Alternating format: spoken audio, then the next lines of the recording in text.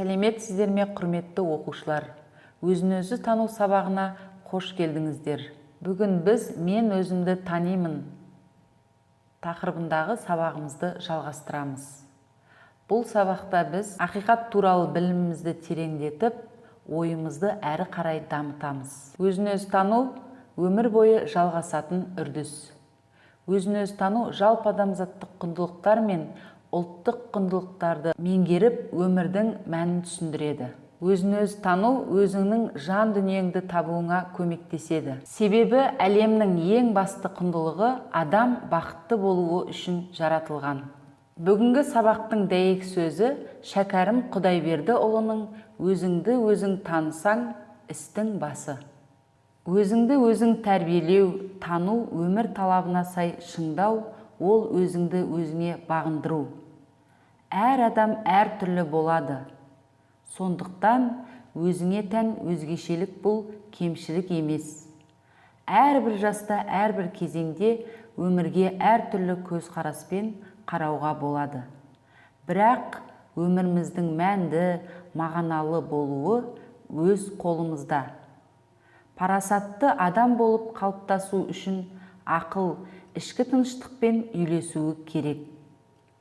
Сонда ғана адам дұрыс шешім қабылдай алады.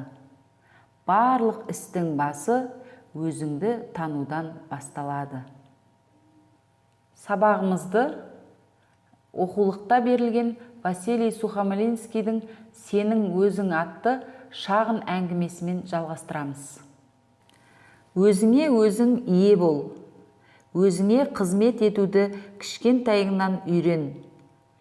Мойныңның жар бермейтін, бірақ істеуге керекті нәрсені атқаруға өзіңді өзің үйрете біл.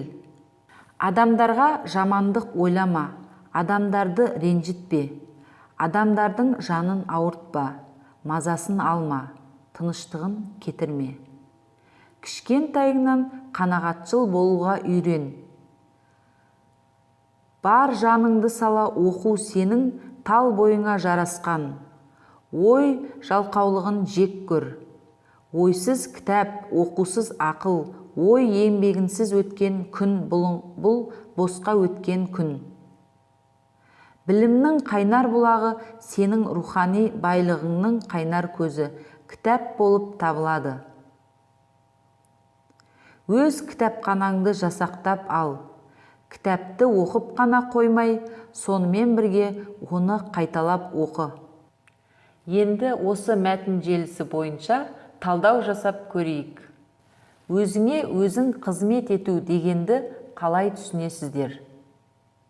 Қанағатшыл болуға үйренудің маңызы қандай?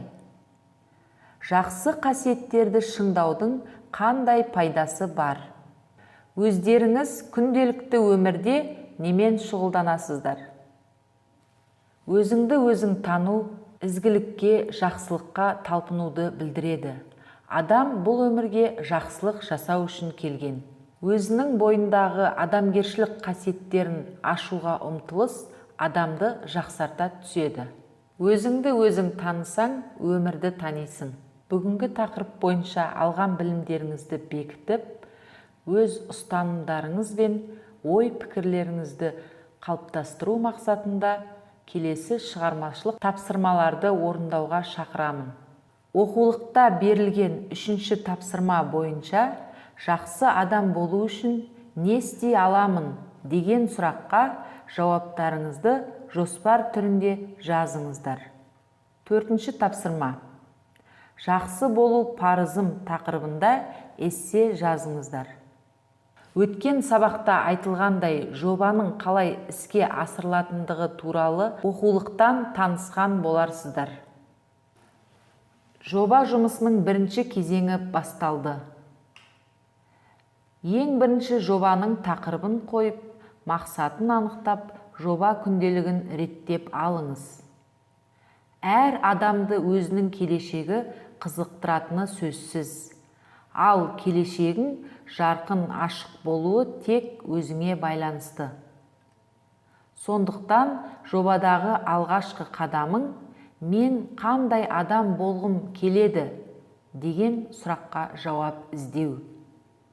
Мұны түсіну үшін өзіңізге сұрақтар қойғаныңыз жөн. Менің қалауым не? Мен нені жақсы көремін? Мені не қызықтырады? Сабағымызды Абай атамыздың 18-ші қара сөзімен қорытындылағым келеді.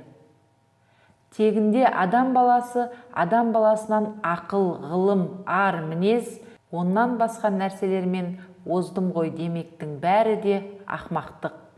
Абай атамыздан артық жеткізіп бере алмаспыз. Өзіңізді тәрбиелеуді, өзіңізге билік көрсетуді кішкентайыңыздан үйренген жөн.